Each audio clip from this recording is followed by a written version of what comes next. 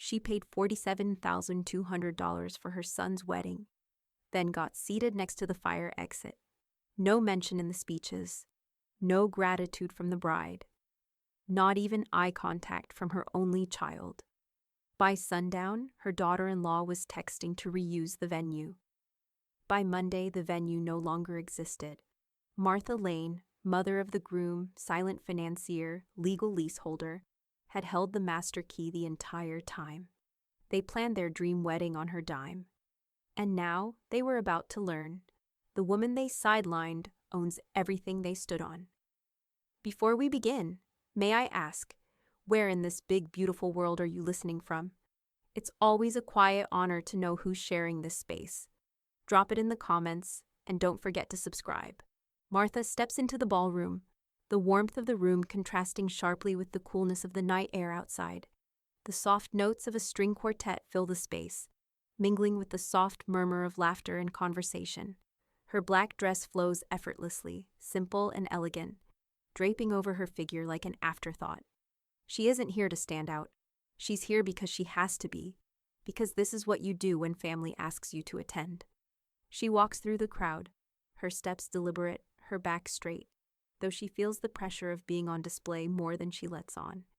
The lights glint off crystal chandeliers overhead, casting a soft glow over the guests, all of whom seem so at ease, so familiar with their place in this world. Her heels tap lightly against the polished floor, a sound that is almost drowned out by the chatter around her. Martha's gaze sweeps across the room, looking for the seating chart. She's not in a rush, not yet, but she knows she'll have to find it soon. She doesn't have to look long. Table 18 is near the back, right next to the emergency exit. It's no surprise. She's used to this. It's where they put people who are invited out of obligation, not affection. Her fingers brush the place card on the table when she arrives. It's simple, elegant, with her name written neatly in gold ink. Martha, table 18. She can't help but notice how the chair next to the exit is empty, a subtle reminder that she's not quite part of the central gathering. It's a detail she won't comment on. No one would expect her to. She takes her seat, letting the quiet hum of the room wash over her. There are no family members at this table, no one to make her feel as though she belongs here. The faces around her are vaguely familiar, distant cousins, acquaintances from college, people she's met in passing but never truly connected with. She doesn't mind. The quiet is almost a relief, a welcome distance from the chaos at the front. Tyler is sitting across the table, a few seats away. She catches his eye for a fraction of a second before he looks away, avoiding her gaze entirely. The tension between them is palpable, as if he's trying to pretend they've never met. Martha isn't surprised. The way he acts around her has always been this way, distant, detached. His presence is nothing more than a quiet ache she's learned to ignore. Alyssa sits nearby, a tight smile curling on her lips when their eyes briefly meet. It's the kind of smile that doesn't reach the eyes, the kind that's polite but distant. Martha knows the look. It's the same one she's received from Alyssa countless times, like a mask worn to hide something deeper, something unsaid. Her phone buzzes in her lap, the screen lighting up with Charlotte's name. Martha glances at it. Charlotte, why aren't you up front? The question is blunt, but Martha doesn't respond right away. Instead, she lets the smile that's been tugging at her lips widen just slightly. A quiet acknowledgement of the message. She doesn't owe anyone an explanation. Martha returns her gaze to the table, focusing on the details, how the candlelight flickers in the distance, how the soft hum of the crowd continues unabated. She takes in the sound of glass clinking, of forks scraping against plates. It all feels so distant, like she's watching it unfold from behind a glass window. Tyler shifts in his seat, his eyes flicking toward her for a brief, charged moment. She holds his gaze, just long enough to notice the flicker of something, discomfort, guilt, before he looks away. The fleeting moment lingers in the air, a crack in the silence that she can't quite ignore. The rest of the table continues to murmur around her, each conversation a blur of noise, as if they're speaking a language she can't quite understand. The music swells in the background, but even that feels like it's happening in another room, far away from the corner she's trapped in. Charlotte's message lingers in the back of her mind, unanswered. Why aren't you up front? Martha can't answer that. She doesn't know, and maybe, just maybe, she doesn't need to. She picks up her glass of champagne, the delicate crystal cool against her fingers. Her eyes never leave the flickering candlelight, but there's a tightening in her chest she can't quite name.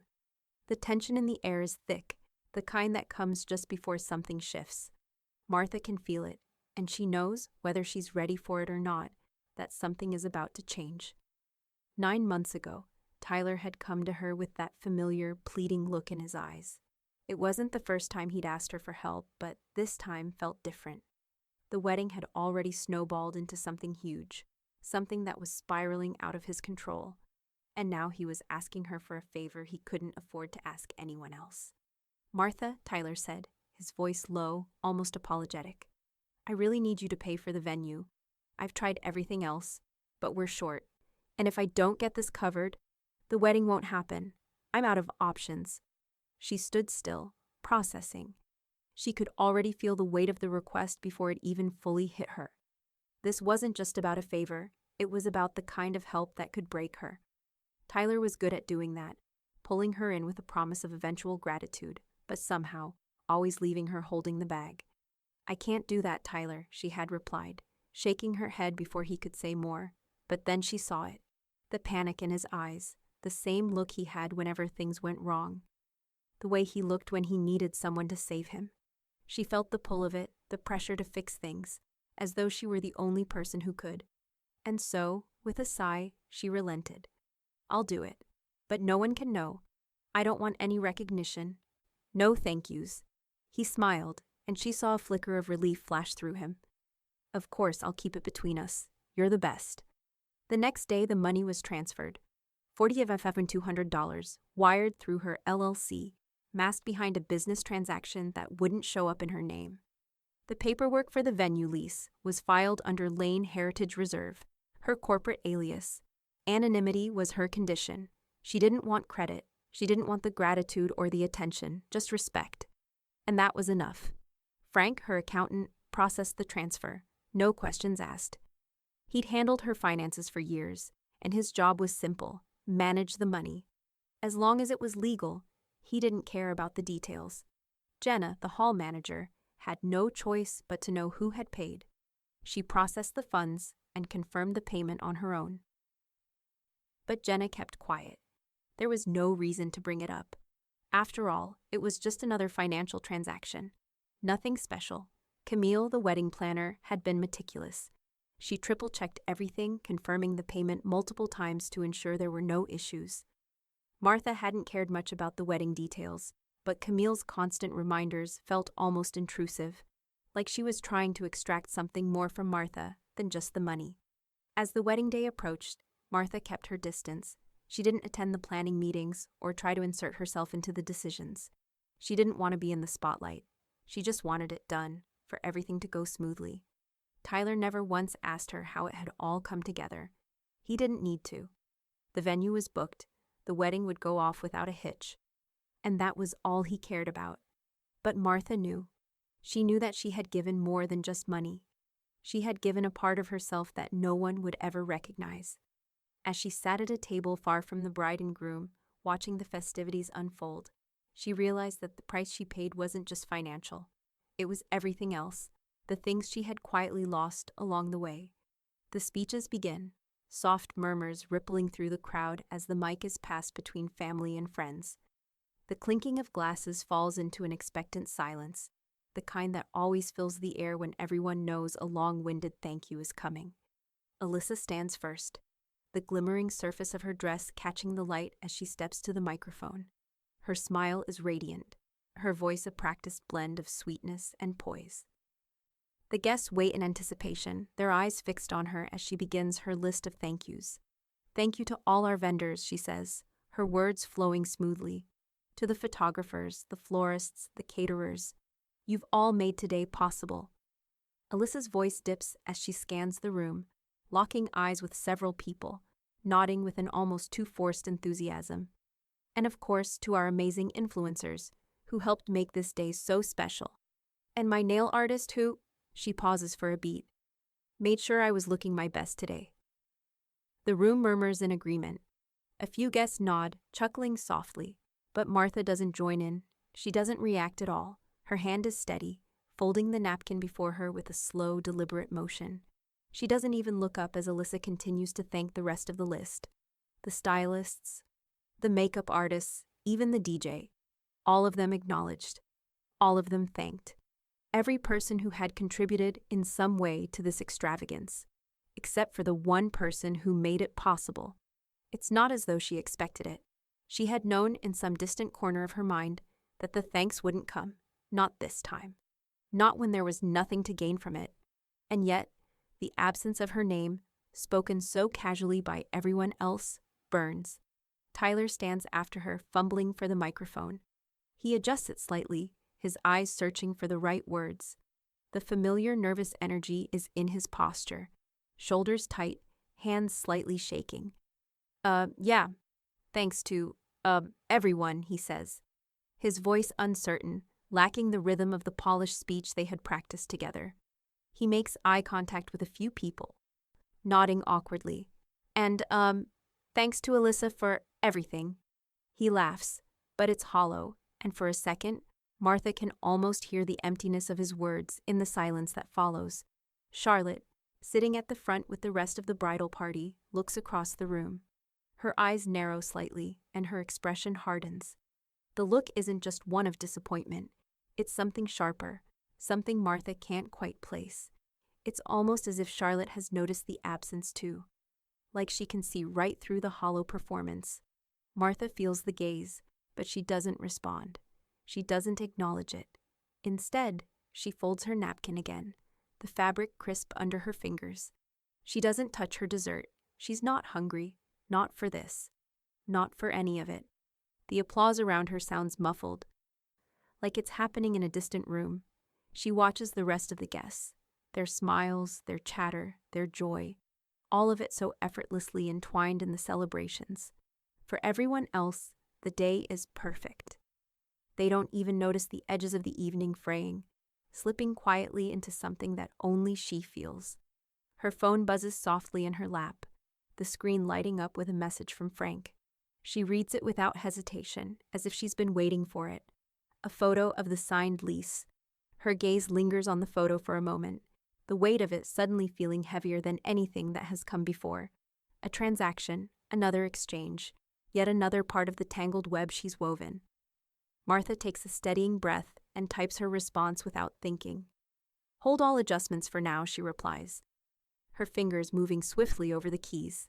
She presses send, and the phone slips back into her clutch. Her mind whirs with the implications, the delicate balance of what's been done and what still needs to be handled. There's something in her chest, a tightness that hasn't eased, even as the music swells again and the laughter echoes around her. She leans back in her chair, folding her hands in her lap. The evening has shifted, but it's not over. Something still lingers in the air, something between them all, unspoken and thick with unacknowledged truths. The night is far from finished, and for Martha, neither is the price she will pay. Martha's fingers hover over her phone screen, the glowing light reflecting in her eyes as she stares at the post in front of her. Alyssa's social media feed is a cascade of smiling faces, expertly curated photos, and a caption dripping with gratitude, yet not a single word about the one person who made it all possible. Thank you to my amazing husband, my talented friends, and all the incredible vendors who made today magical, the post reads. Her fingers swipe quickly across the screen, capturing the image, pausing long enough to save it. With a practiced move, she files the screenshot under a folder labeled Selective Memory. She feels a hollow satisfaction in the action. It's a reminder, something that belongs only to her. An image to hold in the face of what she's been given in return. Nothing. The room feels smaller now. The laughter of the party continues in the distance, the clink of glasses and the soft hum of conversation, but Martha can't be bothered by any of it. The emptiness inside her only grows as the bitter taste of the post lingers. They had celebrated, yes. They had danced and smiled and shared their joy. And she had given them the space to do all of that. But none of them had given her a thing in return, nothing beyond the hollow gestures and the silence that she could no longer ignore. Charlotte approaches, her footsteps clicking on the marble floor as she weaves her way through the crowd, her gaze sharp, as always. She stops next to Martha, noticing the stillness in her posture. Martha doesn't look up, but she knows Charlotte is watching her. She feels the weight of the question before it's even asked. "Let me see the lease," Charlotte says, her voice low but firm. Martha's hand tightens around her phone, but she doesn't hesitate. She pulls up the document, opening it slowly, and turns the screen toward Charlotte.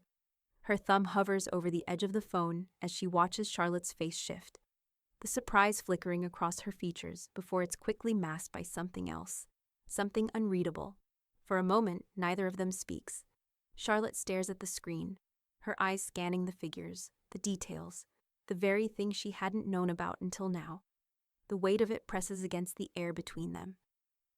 You paid for this," Charlotte whispers, the words slipping out before she can stop them. Martha finally looks up, meeting Charlotte's gaze.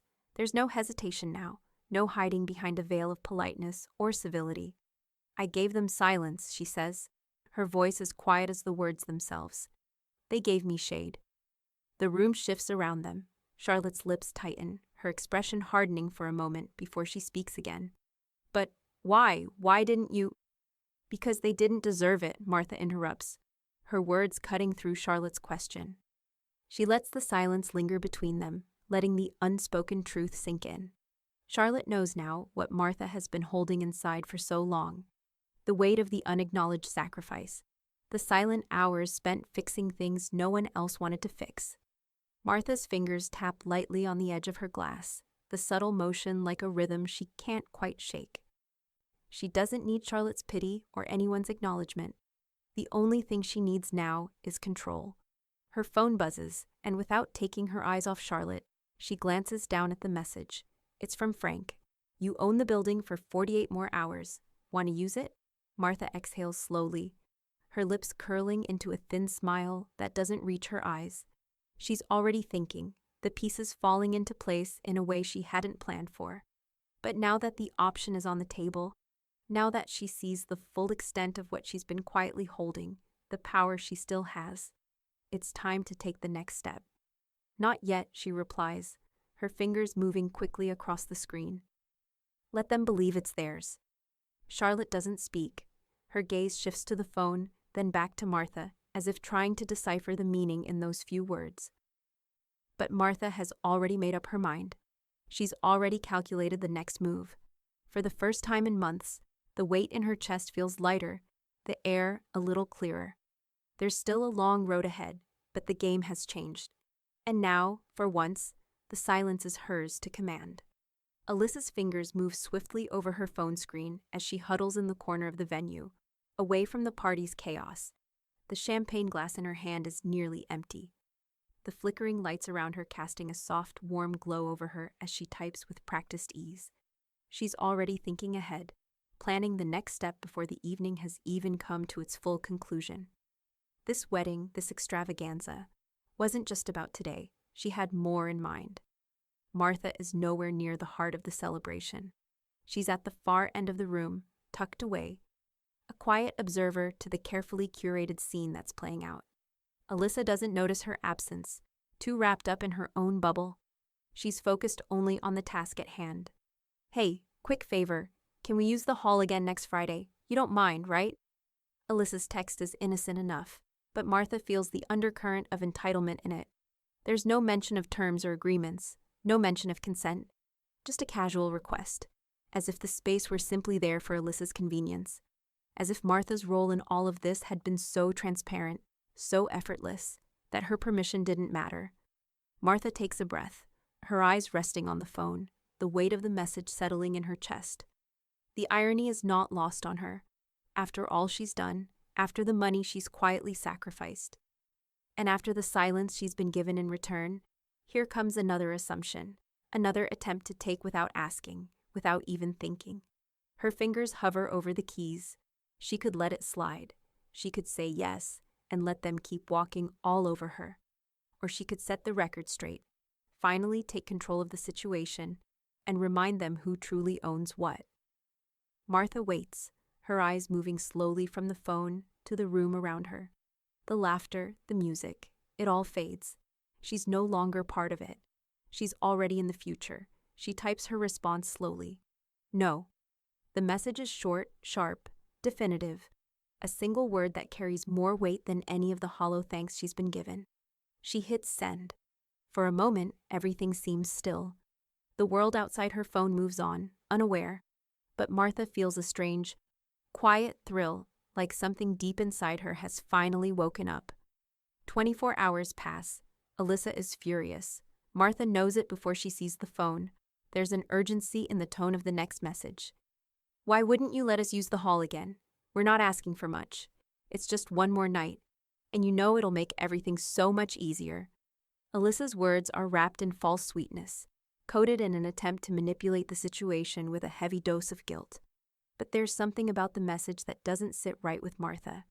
It's not the first time Alyssa has tried to pull strings, tried to leverage her friendship into getting what she wanted. But this time, Martha won't bend. Not anymore. Martha sets the phone down. She doesn't need to reply again. The answer's already been given. She knows what's coming next. Though, a few minutes later, her phone buzzes again, this time with a text from Jenna. Alyssa came to see me. She's trying to go through me to get the hall next Friday. I've told her we require written consent from the leaseholder. I didn't budge. Martha smiles, the satisfaction of the moment settling deep in her chest. Jenna gets it. Jenna understands the importance of the terms, the agreements that can't be bent for convenience or sentiment. They all have a role in this, the wedding, the venue, the consequences of every deal made. And Martha's not backing down. Not now, not ever again. She leans back in her chair, her gaze moving across the room. The party is still going, the laughter still rising, but Martha doesn't feel part of it anymore. She feels like a ghost in the background, hovering just out of view. Alyssa's attempts to bypass her, to take what she didn't ask for, only make the truth clearer. The building, the venue, the wedding. It was never really about the day. It was about control, power, and Martha's finally taking hers back. The next few moments are a blur. Martha's mind is already several steps ahead, planning her next move. But she feels it now, this quiet, almost seductive sense of control she hasn't had in so long. She's the one who decides. She's the one who calls the shots. And that, more than anything, is the feeling she's been searching for. She doesn't answer Alyssa's last text. She doesn't need to. The conversation with Tyler happens in the quiet of the early morning, the remnants of the wedding night lingering in the air. The grand hall still feels alive with its echoes, its chandeliers hanging like ghosts over a celebration that's already slipping into memory. Tyler's words hang between them, like a confession he's been holding onto for far too long. I asked you to fund it all, he says, his voice low, barely above a whisper. There's no hesitation now, no glossing over the truth. The weight of it sits heavily on his shoulders, and for the first time, he looks vulnerable. His usual bravado, the mask he's worn throughout the day, crumbles in the face of Martha's quiet presence.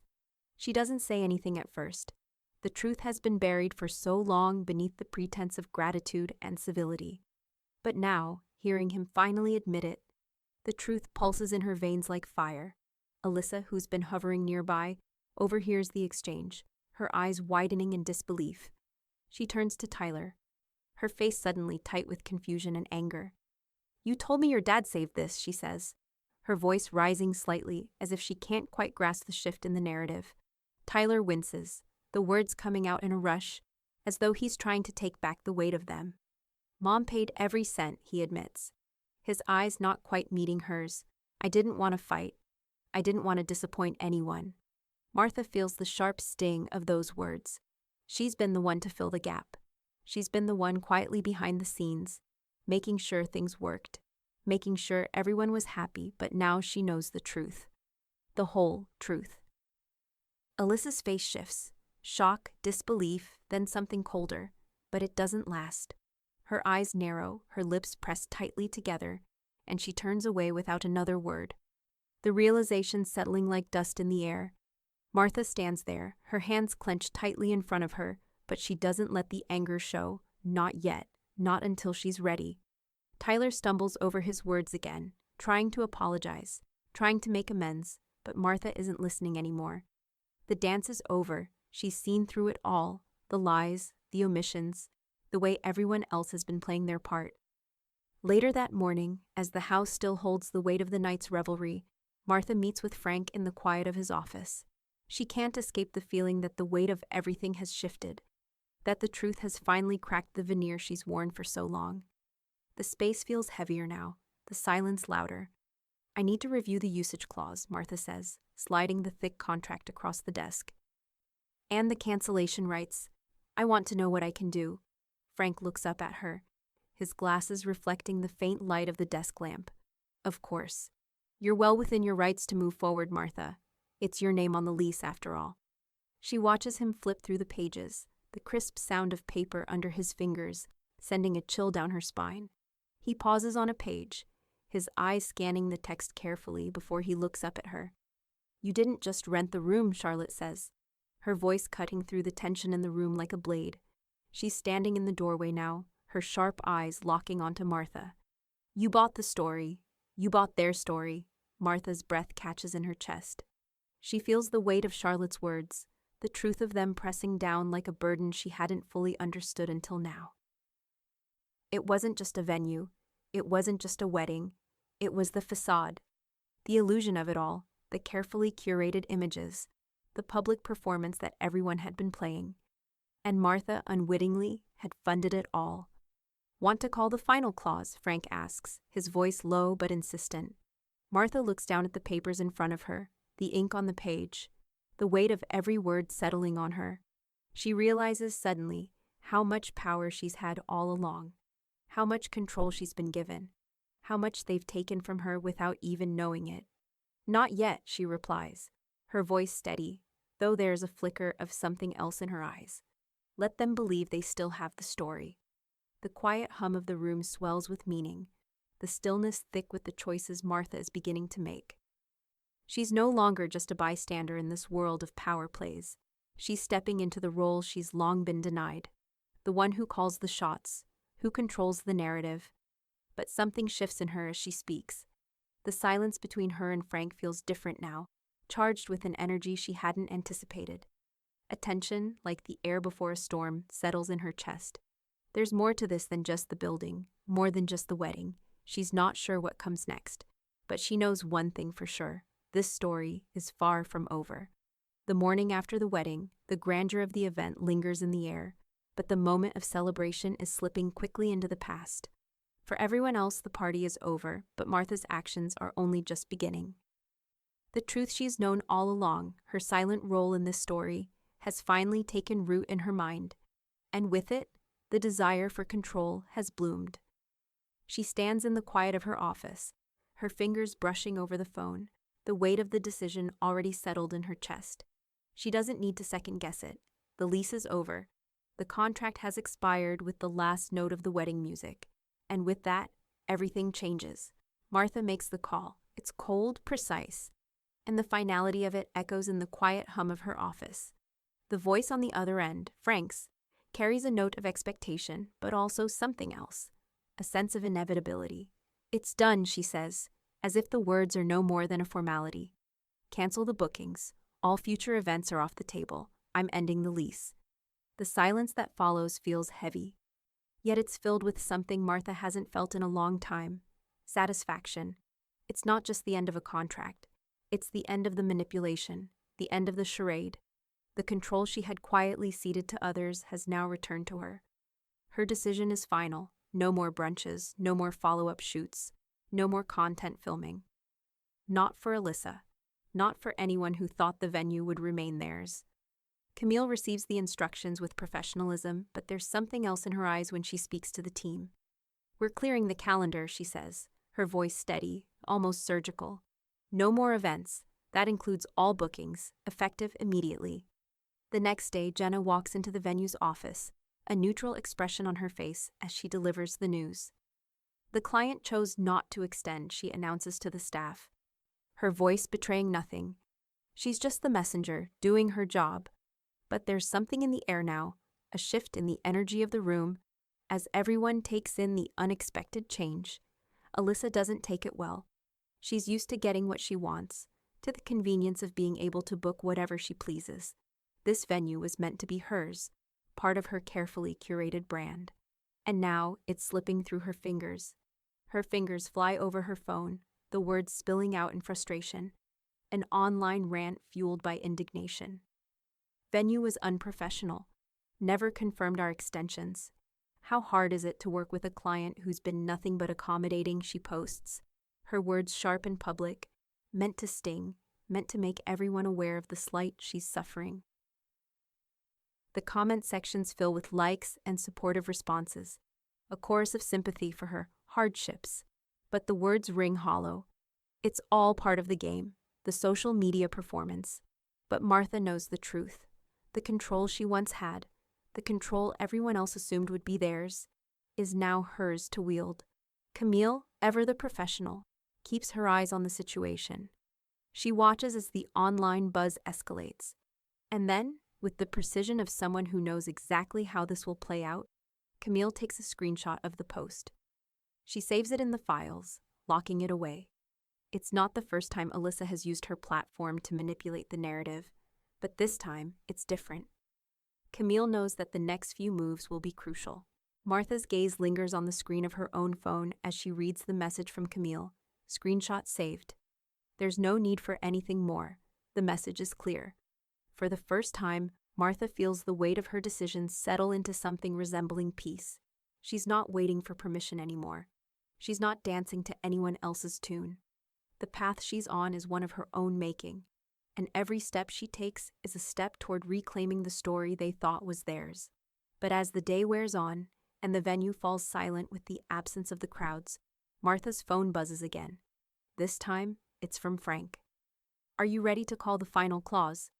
The question hangs in the air, an invitation to take the next step. Martha's fingers hover over her phone as she considers it. The silence between her and the power she's reclaimed feels almost unbearable now. She could go further. She could take it all. She lets the phone sit in her hands for a moment, the weight of it palpable. There's no turning back, no more waiting. The game has shifted. The stakes have changed. And with that, Martha presses the screen. She makes her decision. Alyssa doesn't waste time. The moment the final note of the wedding has faded into memory, the photos posted, and the last sip of champagne drunk, she begins to reshape the narrative. Her fingers fly across her phone screen as she texts, as if rewriting reality were as easy as crafting a perfect Instagram post. The story she tells now is no longer about a wedding funded by Martha's silent generosity. It's about a venue gifted by her father-in-law. There's no way I could have done this without his support, Alyssa tells the carefully selected group of friends, each one an eager ear for the story she's spinning.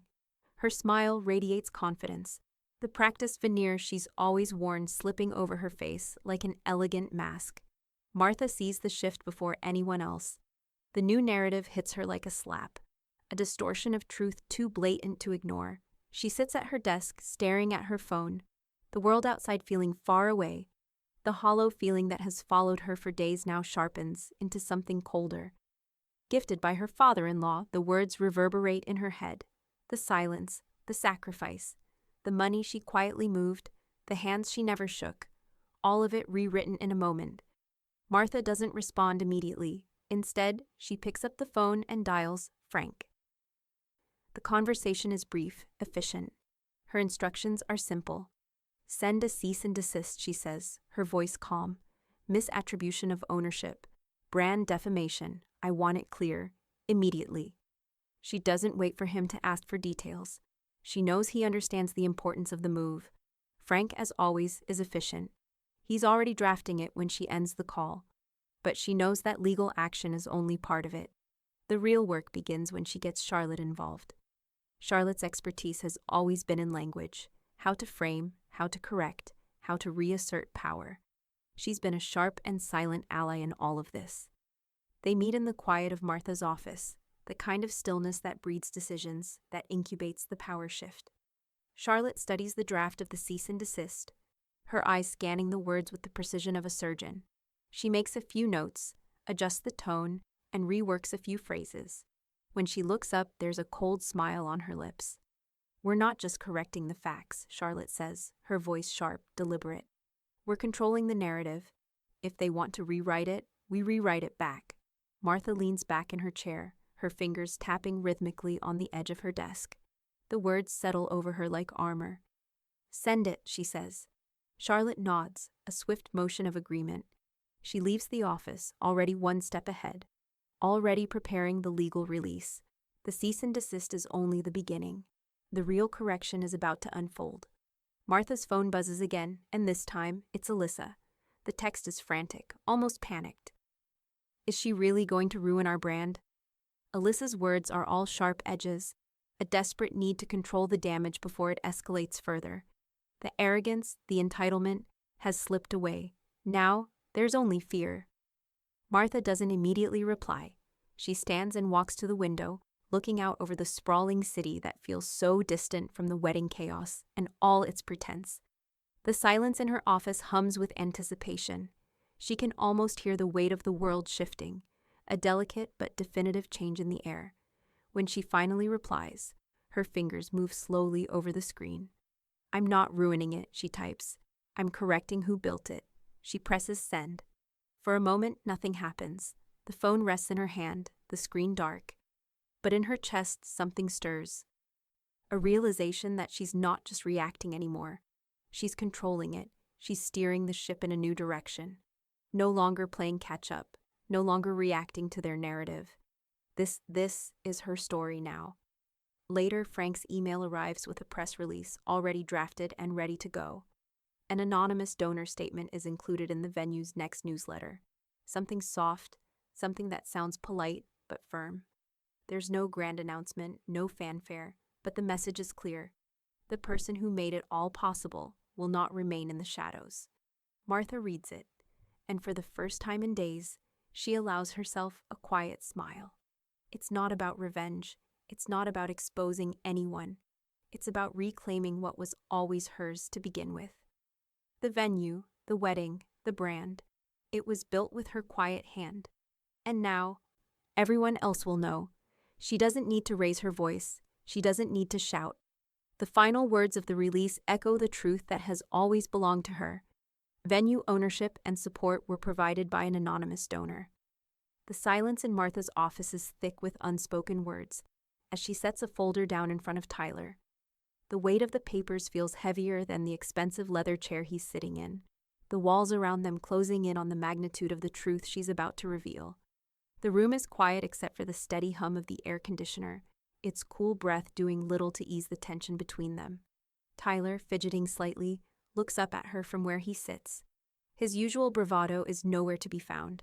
Instead, there's a quiet nervousness in the way he shifts in his seat, the small beads of sweat on his forehead betraying the facade he's worked so hard to maintain. Martha watches him, her expression unreadable. She's spent so long being the background figure, the silent benefactor, the one who always gave. But this is different. This is about her. This is about the control she's quietly reclaimed, the narrative she's now steering. She's done being invisible. She pushes the folder across the table toward him, the papers inside rustling quietly, a soft reminder of what has been buried under years of silence. Tyler hesitates, his hand hovering over it before finally reaching out, flipping the folder open. He stares at the contents, the words on the page sinking in, the original lease, the wire transfer receipts, the undeniable proof of what Martha has done and how little he ever knew about it. Martha doesn't speak immediately. Instead, she watches him read, her fingers tapping the desk in a rhythmic, almost hypnotic pattern. Tyler's face shifts as the realization begins to take hold. First, confusion, then disbelief. Slowly, his eyes widen, his grip tightening on the documents in front of him. He looks up at her, his voice quieter now, almost reverent. "You paid for all of this. Everything? The vendors, the space, the permits. All of it?" Martha doesn't nod, doesn't offer reassurance. She lets the silence settle, letting him stew in the weight of his ignorance. She's given him the facts now. She's laid it all bare. There are no more secrets between them. "No threats," she says calmly, her voice cutting through the tension. "Just signatures." Tyler stares at the papers again, his mind working to piece together the full picture. He thought the wedding was just a big, extravagant affair, something that happened naturally, something that was simply there for the taking. But now, the truth is in front of him. The entire event, the venue, every detail, paid for by Martha. The silent backbone of it all. For the first time, the weight of what she's done presses on him fully, and for a fleeting moment, guilt flickers in his eyes. The smile he had worn throughout the wedding, the perfect groom, the public persona, now cracks. There's no longer a veil to hide behind. "We should have said thank you," he murmurs, his voice barely above a whisper. The words hang in the air, hollow. Too little, too late. Martha's lips twitch into something almost like a smile, but it's a smile of recognition. It's the smile of someone who knows exactly how much they've been taken for granted. "You should have meant it," she says, her voice low, unwavering. The words are heavy, laden with years of silent sacrifice, of being pushed aside for others to take the credit. Tyler opens his mouth as if to speak again, but the words falter before they leave his lips. He can't seem to find the words to make this right, to fix the unraveling thread that has just snapped between them. He's not used to this. The game has changed, and he's not prepared for the consequences. Martha watches him closely. The satisfaction of seeing him confronted by the truth is sweet. But there's something deeper, darker in her chest. This isn't about revenge. This isn't about petty payback. It's about setting the record straight. It's about owning the space that should have always been hers. Charlotte, who has been quietly standing in the doorway, watching the exchange with quiet intent, takes a step forward. She's always been Martha's steady ally, her quiet supporter, the one who has seen what Martha has given up to make everything work. "Are you going to call it now?" Charlotte asks, her voice cutting through the tension with calm precision. She looks at Martha, waiting, already knowing the answer. Martha glances at Charlotte for a moment, the weight of her decision settling over her like a mantle. She could end it now. She could take back everything. But the truth is, she doesn't need to rush. There's time. Time to ensure that every piece of the story falls into place. Time to make sure they never forget who truly built this. She turns back to Tyler, her gaze steady, unwavering. "No," she says quietly, the finality of it in her voice. "Not yet." For a moment, there's nothing but silence between them. Tyler's shoulders slump, the burden of realization weighing heavily on him. And as Martha stands, her fingers brushing over the papers in front of him, she knows this is far from over. The room is quiet, save for the subtle rustling of notes and the soft shuffle of chairs being adjusted. The lights are bright but not harsh, focused just enough to give everything a polished feel. Martha stands at the front of the room, her posture steady, her gaze unwavering. The crowd before her is expectant, some faces familiar, some new. But she doesn't care about the unfamiliar ones, not anymore.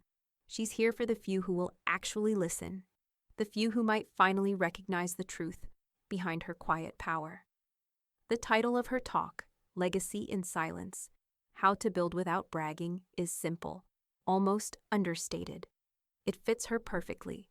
There's no room for boastfulness, no place for self-congratulation. Instead, it's about structure, about the work that happens behind the scenes, the work that people only notice once it's already in motion. Her voice rings out with clarity, measured but confident, filling the room with something that feels both calm and undeniable. Martha doesn't share anything personal. She doesn't talk about the years of silence, the sacrifices, or the quiet decisions she's made in the shadows. There's no need for it. Instead, she speaks about the architecture of success, how legacy is built not through noise or the public display of power, but through quiet, deliberate action. She talks about structure, about the careful planning that goes into every move, the strategy that keeps everything steady even when the outside world seems chaotic. There's nothing brash or showy about her approach. It's all about class, precision, and control, the very things she's been silently cultivating for years. As she speaks, she notices them in the crowd. 3 of Alyssa's former wedding vendors, the photographers, the florists, the caterers, all those who had been so quick to applaud and thank her on the surface, all while never acknowledging the foundation beneath their success. They're here now, their eyes following her every word, as if they've just realized they've been missing something they didn't even know they were looking for. They shift in their seats, exchanging glances, but Martha keeps her focus. She shares nothing personal. She shares only the facts, the structure, the architecture of legacy. It's not a story of grand gestures or accolades. It's about doing the work when no one is watching. It's about building something that stands the test of time, not because it's flashy, but because it's solid. Martha stands in the center of it, quietly, with authority, sharing the tools and the framework that have carried her through every moment of the past few months. And in the eyes of those in the room, she can see the shift. It's not the loud applause she's been denied, but something else, a subtle recognition, a shift in understanding. When she finishes, the room is silent for a moment longer than she expects. It's not the expected applause, the celebration. It's deeper than that. They're thinking. They're processing. It's not about her anymore. It's about what she's left behind. The impact she's made without ever asking for it. Camille's message pops up on her phone, the words simple but clear. You made the room listen differently. Martha doesn't reply immediately. She lets the words settle. Camille has always understood the weight of what Martha's been quietly doing, even when others haven't. She sees it. She recognizes it. Martha turns her phone over, sliding it back into her bag. The buzz of the room, the shifting of the crowd as they gather their things, fades into the background. For the first time, she feels a strange satisfaction. It's not about changing minds. It's about making them see the truth they hadn't been able to see before. Charlotte, standing at the back of the room, watches the scene unfold. Her arms are crossed, her gaze fixed on Martha as she gathers her things. There's something more in her expression now, a quiet recognition that wasn't there before. Charlotte had been quietly researching financial planning programs over the last few weeks. She's learning. She's seeing the same thing that Martha has known all along. There's power in silence.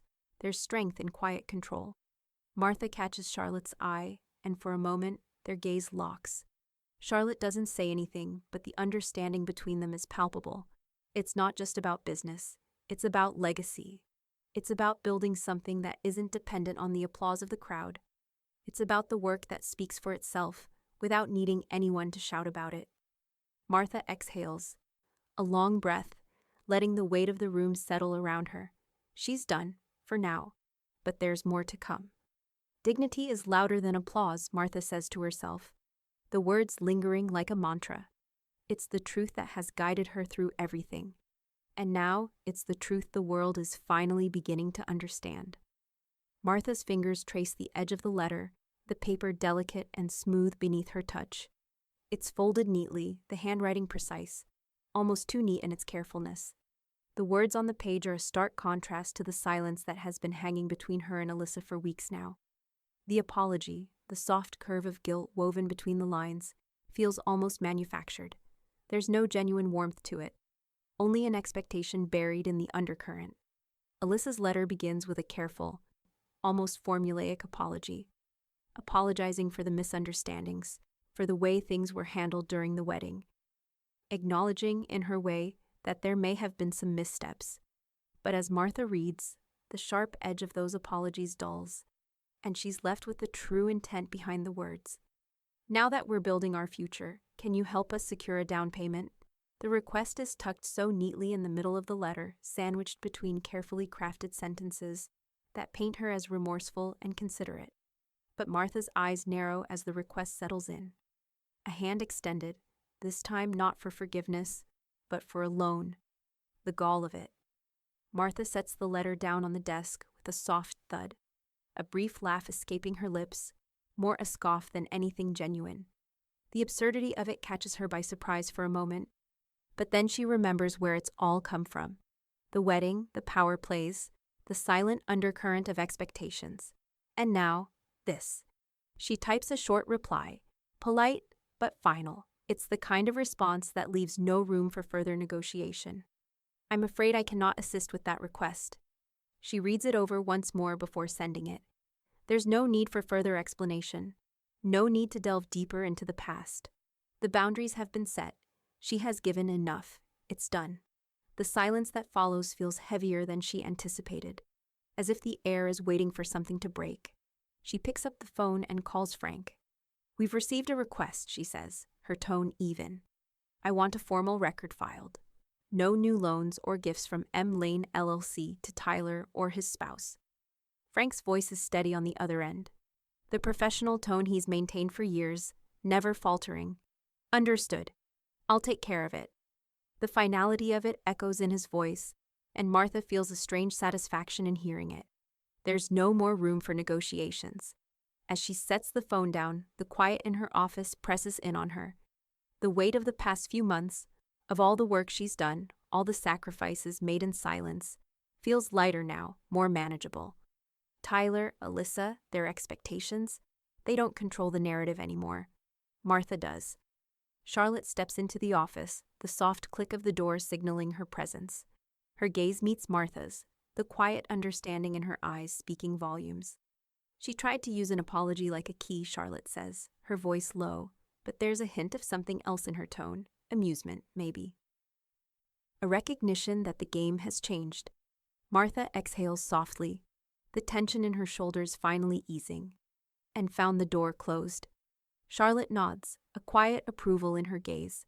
She's watched Martha navigate this labyrinth, seen how the quiet power she's wielded has shifted the course of everything. There's no turning back now. They both know it. The balance of power has shifted irrevocably. Martha looks out the window, her thoughts turning inward. It's over. The silence she's maintained, the work she's done, has finally been noticed. And it's not just about the wedding or the venue anymore. It's about ownership. Not just of the buildings or the assets, but of the story. A new chapter is beginning. One that will be written by her own hand. And this time, no one else will be allowed to dictate the terms. But as the weight of it all settles around her, Martha feels the faintest stir of unease, a ripple she can't fully name yet. This isn't the end. There's still something ahead, something not quite resolved. She lets the thought linger for a moment longer before pushing it aside. The story, the one she's been quietly rewriting all along, is hers, and it's only just begun. Martha sits at her desk, the soft hum of the office filling the quiet space around her. The documents in front of her are neatly organized, each one more important than the last. But it's the final page that catches her attention, the one that will shape the future for someone who's quietly earned it. She doesn't need to ask for approval. She doesn't need to justify this decision to anyone. The trust she's setting up is for Charlotte. It's not about obligation or guilt. It's about something much more fundamental: recognition, the education fund, housing, personal development. All of it, quietly put together, will help Charlotte grow in ways Martha never had the chance to. She's seen the potential in Charlotte, seen the quiet strength that she's kept hidden, just like Martha did for so many years. But Charlotte has listened. She's understood the power of silent control, of shaping a legacy without fanfare. Unlike others who took and expected, Charlotte has shown gratitude, not just in words, but in actions. Martha finishes signing the papers and picks up the phone. She dials Frank's number, her voice calm and deliberate. Make sure the trust is set up as a silent fund. No one else needs to know about it, she says, her tone steady. The weight of the decision not lost on her. Charlotte is the beneficiary. I'll handle the rest. Frank's voice is always reliable, professional. He assures her everything will be handled discreetly. Martha sets down the phone with a quiet exhale, the weight of this decision hanging in the air for just a moment longer than necessary. But there's no regret. Only a deep satisfaction that Charlotte will have a chance at the future that others, especially Alyssa, never fully appreciated. Tyler will never know. It's not about punishing him. It's about doing what's right for someone who's earned it. Not through obligations or the thin veneer of gratitude, but through silent understanding. A few days later, Alyssa catches wind of the trust. A relative of hers, someone who has an ear to the ground, mentions it casually at a family gathering. It's a subtle rumor, one that doesn't seem worth much until it lands like a stone in Alyssa's lap. The rage is almost immediate.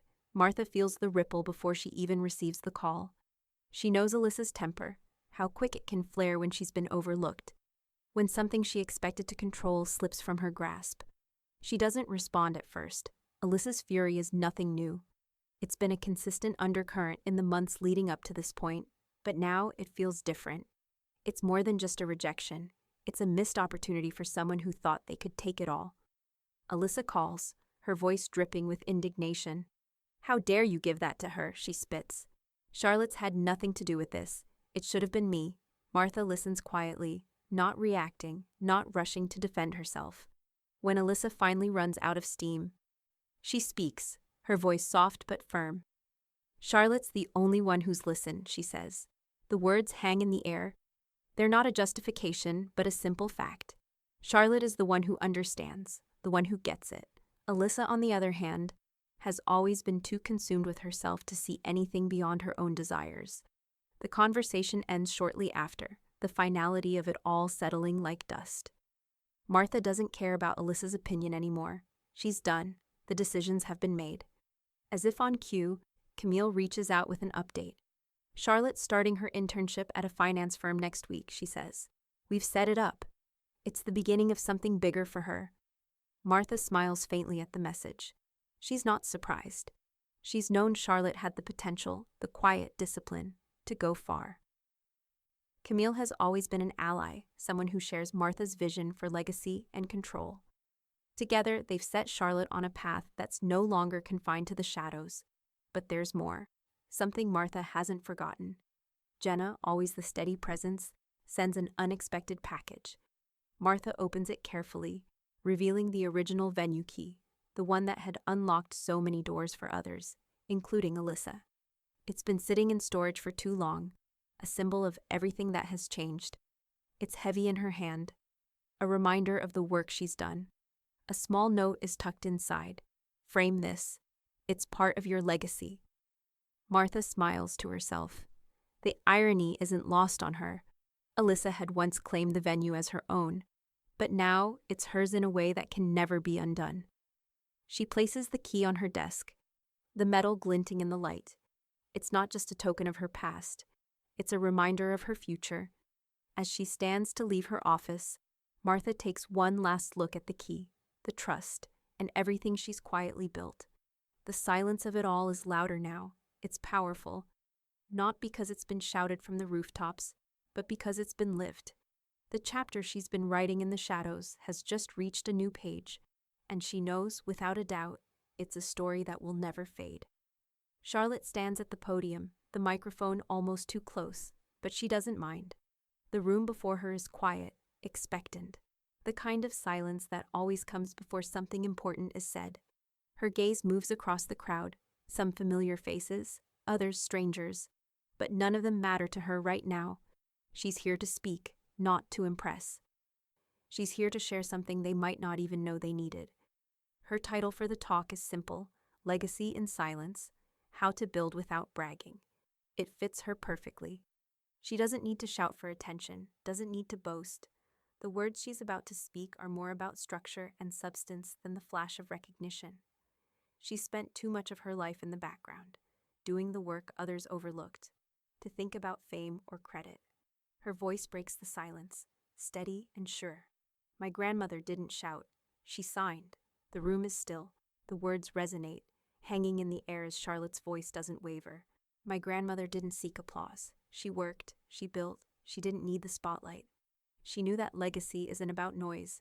It's about the things you do when no one's watching. Charlotte pauses, letting the weight of the words settle. She continues, telling them about her grandmother's silent strength, how she created a foundation that lasted long after she was gone. It's the same message Charlotte has internalized over the years. Legacy isn't built with grand gestures. It's built with the quiet consistency of hard work, the things you do because it's right, not because you expect anything in return.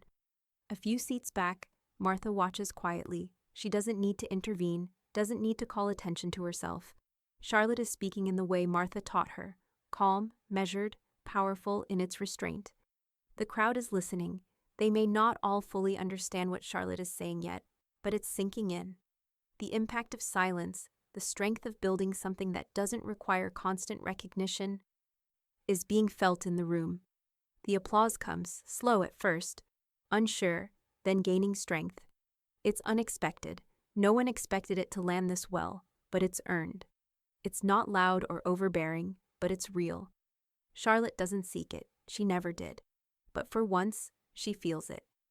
Later, in a quieter corner, Alyssa watches a recording of Charlotte's speech on her phone. The applause, the quiet reverence, stings. There's no mention of her, no thank you, no recognition. The silence surrounding her involvement in Charlotte's success grows louder by the second. She scrolls through the comments, inspiring, eloquent, what leadership should look like.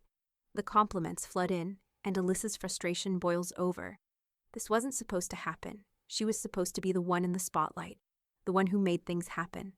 Tyler, meanwhile, stands in their home, staring at a framed photo of the venue on the wall. His hand hovers near the frame, his eyes fixed on it, but he doesn't speak. The weight of everything that's been unsaid between him and Martha settles heavily on his shoulders. He's never truly understood it until now. The quiet work, the silent labor. His eyes linger, but the words are stuck, tangled somewhere inside him. Martha's phone buzzes again. It's Frank, providing another update. The trust remains sealed. No new loans or gifts from M. Lane, LLC to Tyler or spouse. Martha doesn't need to respond. She already knows what Frank is doing, ensuring the control she's quietly exerted remains untouched. There's no room for assumptions or handouts anymore. The legacy she's built is hers, not theirs to claim. Charlotte walks in, the quiet understanding between them palpable. She doesn't need to say anything. The weight of their shared journey is clear. She's not just Martha's mentee anymore. She's a partner in this legacy. Together, they've reshaped the narrative. Dignity is louder than applause, Martha says softly, her eyes meeting Charlotte's. The words are not just a statement, but a promise. Martha sits in the quiet of her study, the soft ticking of the clock on the wall, the only sound breaking the silence. The offer sits on the desk before her, an elegant letter from a publishing house, offering her the chance to write a memoir. It's generous, it's flattering, but it doesn't sit right with her. She stares at the words, at the promise of recognition, the allure of finally telling the world her side of the story. But as her fingers hover over the pen, something shifts inside her. She's never been about the spotlight. She's never been the one to claim credit, to demand recognition. And now, after everything she's built quietly in the background, the idea of putting it all in a memoir feels hollow. Martha's gaze drifts to the window. The world outside is moving at a pace she's long ago stopped chasing. She doesn't need a memoir. She doesn't need anyone to know her name. Instead, she decides to write something else. Something quieter, something that doesn't need applause, something that isn't about her. She begins typing, the words flowing with a kind of clarity she hasn't felt in years. The essay she writes is titled The Far End of the Hall. It's not an autobiography. It's not a memoir. It's a piece about legacy, about the unsung women who build quietly in the background, whose work is never celebrated, whose contributions are never noticed.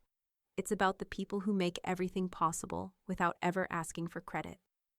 The essay is structured, clear, and hauntingly beautiful in its restraint. It's Martha's way of leaving behind her mark without needing anyone to see it. She submits it anonymously. The choice feels right. The story doesn't belong to her.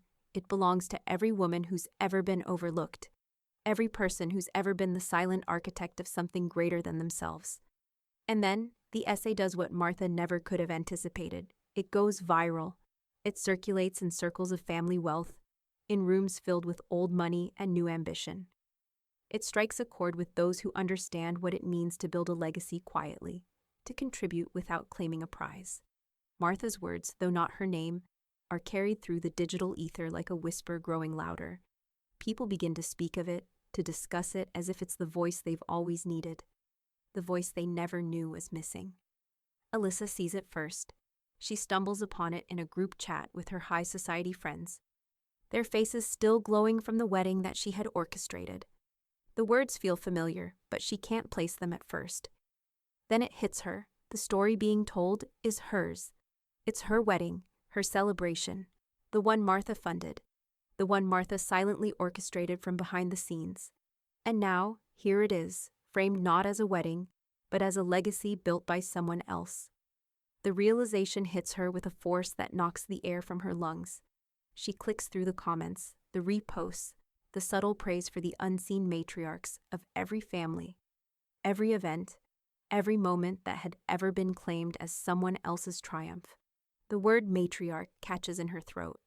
It's not a title Alyssa ever thought she'd be fighting for, but it's being handed out to someone else now, someone who never asked for it. Someone who stayed in the shadows, doing the work without ever demanding a spotlight. Vendors begin reposting parts of the essay on their own platforms, subtly tagging it with acknowledgments to the unsung heroines who have made their work possible. Photographers, florists, even caterers, all of them starting to recognize the quiet power of the women who have always been behind the curtain. Slowly, very slowly, the credit begins to shift, like a slow tide turning, unnoticed by those who have never had to ask for it. Charlotte, who has been quietly moving through the maze of financial programs and new opportunities, watches the ripple effect as it spreads. She sees the vendors reposting the essay, the quiet acknowledgement growing stronger. She knows Martha's work isn't just the venue or the trust. It's the way she's changed everything around her without ever shouting about it. "You made them listen," Camille says, her voice a little softer, like she's finally seeing what Martha has always seen in Charlotte. The world has started to notice the impact of quiet labor, the foundation that never crumbles because it was built to endure. Alyssa's frustration is palpable, her need to reclaim the narrative building. But it's too late. The words are already out there. The world has begun to see Martha for who she truly is, the quiet architect of the story they tried to erase. Martha sits back in her chair, her fingers resting on the keyboard, and watches as the ripples of her essay spread, knowing full well that the work will continue long after the applause fades. There's no need for recognition. There's only the steady satisfaction of having written the truth, of letting it speak for itself. The final sentence of her essay echoes in her mind as she closes the document. Some stories aren't meant to be told, they are meant to be lived. She smiles, knowing the truth is finally out there, even if no one knows exactly who has written it. Martha steps into the hall, the sound of her heels echoing against the marble floors. The same floors, the same gleaming chandeliers overhead. But there's a difference now. The space feels familiar, but something is undeniably changed.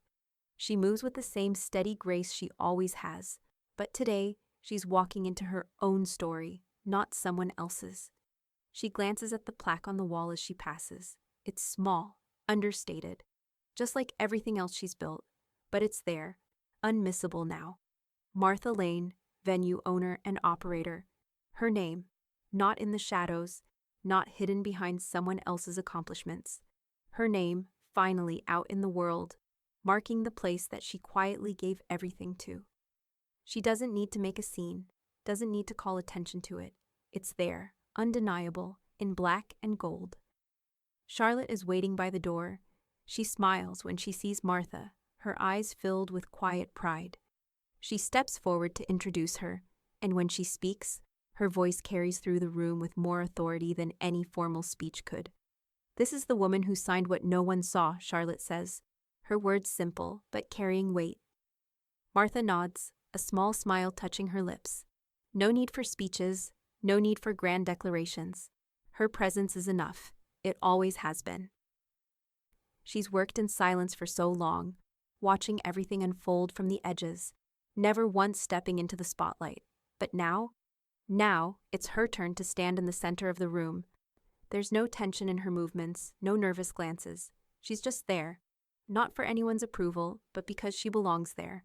The weight of what she's done, what she's built, doesn't need to be shouted from the rooftops. It's clear in the air. It's felt in the subtle way the people in the room shift their gaze toward her, the way they acknowledge her without a word. As the evening goes on, a young bride-to-be approaches Martha, her eyes bright with curiosity. "How did you stay so quiet?" the woman asks, her voice gentle, as if unsure of the answer she's hoping for.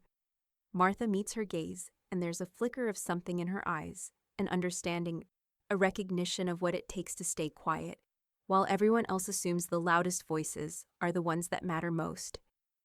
"Because I was busy watching," Martha replies, her voice calm, without hesitation. The woman seems to process the response for a moment, and then she smiles, almost as if she understands. Martha doesn't need to elaborate. She doesn't need to give more. She knows what's been built in the silence, in the quiet watching, in the careful, deliberate work that's never demanded recognition. The woman nods, her eyes shifting back to the crowd, her curiosity satisfied. Martha watches her walk away, and for a moment, feels the weight of everything she's done settle into place. Later in the evening, as she walks through the hall, Martha can't help but glance at the seating arrangements. She knows where she's supposed to sit.